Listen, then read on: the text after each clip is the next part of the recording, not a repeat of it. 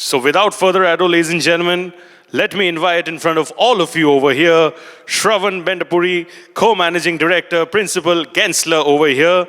Shravanji provides business leadership and expertise to projects throughout Asia, focusing on aspects such as workplace strategy, data analytics, and culture transformation. He leverages his extensive workplace expertise and knowledge about the Indian market, in particular to lead Gensler's Asia Pacific and Middle East region as a design purpose leader. Ladies and gentlemen, I want you all to clap and shower some love for Mr. Shravan over here as he joins us. Thank you so much. And sir, over to you. Thank you. So good afternoon, everyone. Thank you so much for firstly giving me the opportunity to share this kind of case study with you. So when we were kind of thinking of what kind of project to really talk about on this forum here, what really became apparent to us is whenever we talk about sustainability in the real estate sector, we're really very concerned about new projects and active measures that we take to try to reduce carbon when we're choosing systems, when we're choosing the kind of infrastructure that we're developing.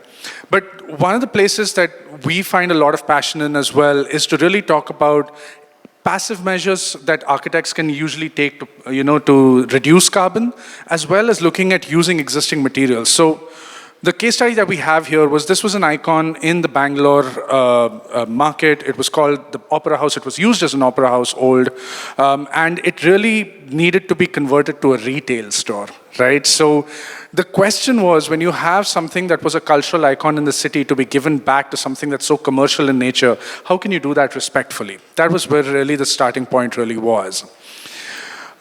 So we really wanted to look at, and this was for Samsung, right, for their mobile phones, for their technology. So we really wanted to look at blending that old and new, and we knew that this had to be something that was sustainable and given back to the city, given back to the community, because this was a structure that was kind of behind its boundary wall. It was old, it was dilapidated, and it was on a street that was a primary retail street with no sense of, public space or public plazas per se. So we started to do a few things, right? So number one was, I think the first big bold move was we wanted to keep the structure as say, true to itself as possible. Typically, retail requires a large glass frontage, large levels of visibility on the inside. We said no to all of that. We tried to respect the original architecture to keep it that way. The end result was also the fact that because there was high thermal mass, it kind of reduced a lot of heat ingress on the inside. We added some level of transparency to be able to get in sunlight inside, but then we also kept to, the jalis and all of that to try to make sure that there was no direct incident sunlight inside. So it was a little bit inward looking, which was kind of the reverse of what a retail store really was. We also started to look at things like there was a double-heighted atrium. We wanted to use that as a natural flue so that, warm air would kind of naturally rise up to the top. We looked to only air condition the heights that were, up till about 7 feet height, or the height that we really care about, where humans are kind of going through. So for that, the upper floor really had up-throw air conditioning as opposed to the down-throw air conditioning that would be the traditional norm. And so when we kind of started to look at those kinds of spaces, the gallery spaces that were there, that kind of allowed for a little bit of buffer, so that from the outside in, again, as you were kind of experiencing these various kinds of spaces, they were naturally buffered from the elements. So the amount of infrastructure that we had to give that was drawing a lot of energy was quite low as well, right? So this project, it's publicly, you can visit it anytime you're in Bangalore. It's a great experience. It's kind of a different from what traditional retail experiences would be. And I know I'm just going to talk about this in very brief because I've got 3 minutes. So I'm just going to go through the images so that you can kind of see what the end product really was on the outside and on the inside. And so with that, I think, in about 3.5 minutes, I'll open it up for questions about this project.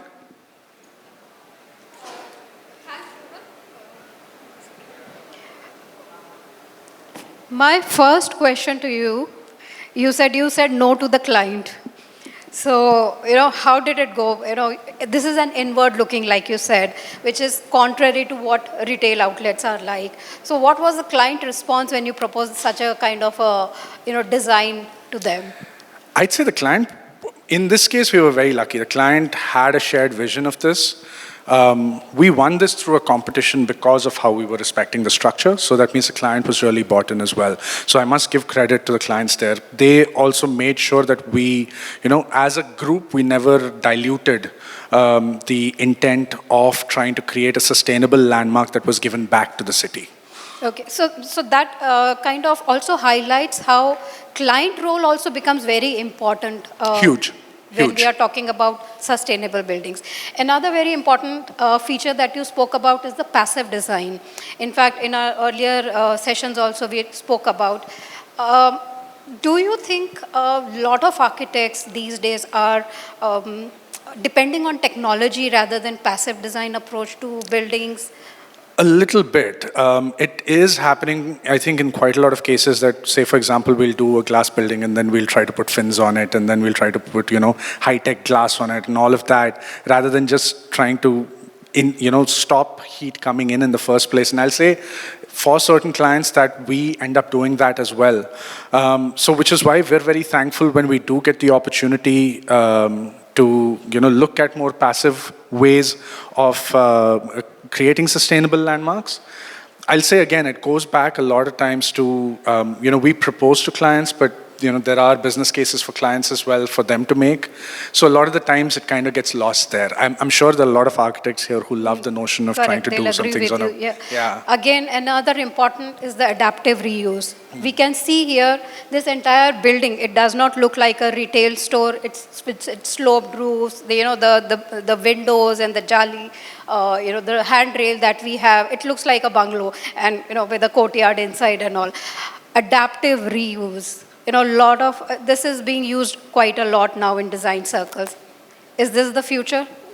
How do you see it? It actually is. So in more mature economies, like India is still a fast growth economy. We're building a lot of things for the first time. So, it's very easy in our current changing paradigm to bring something old that's down and build something new in its place. But if you look at all of the cities that have matured, they really start to look at how can we retain the character of our cities through the developments that we've had. Surprisingly, Shanghai is starting to realize that as well.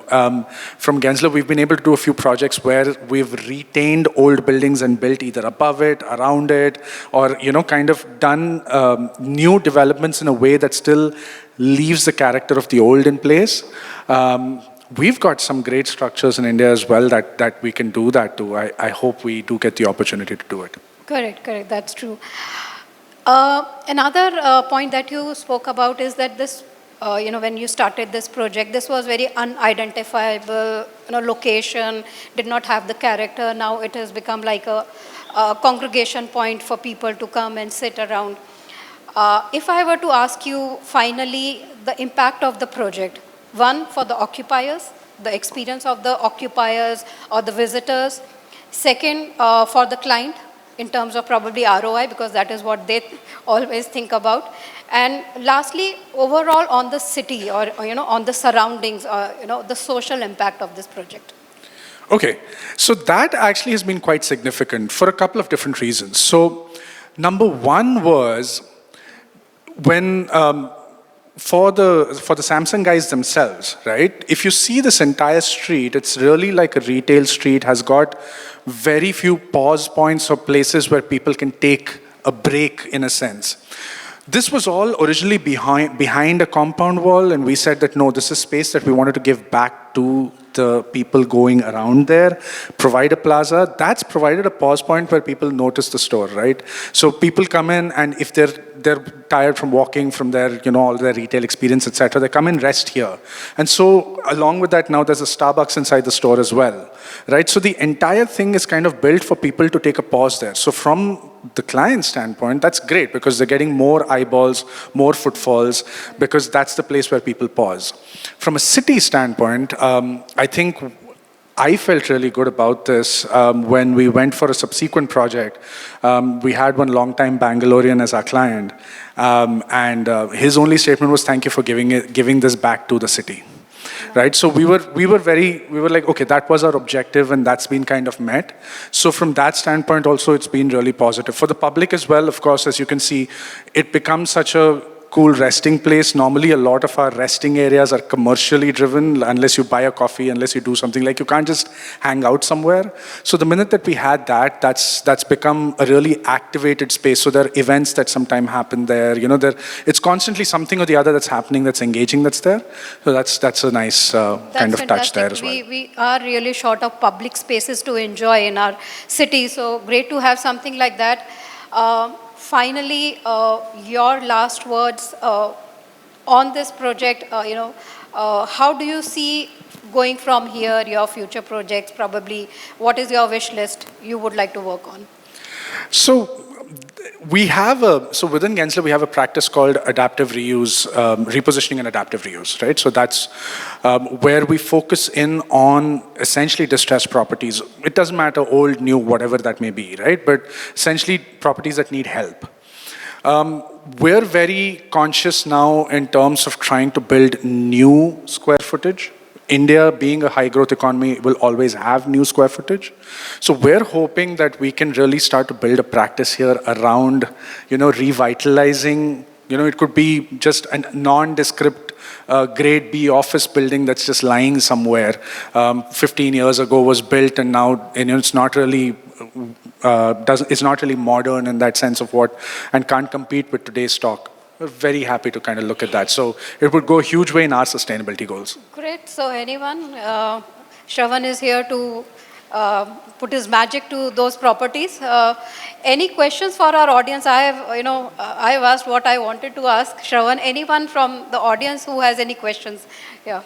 Project, because I'm from Bangalore, and I always wonder, like, this project the property belongs to the city or, the common man like that.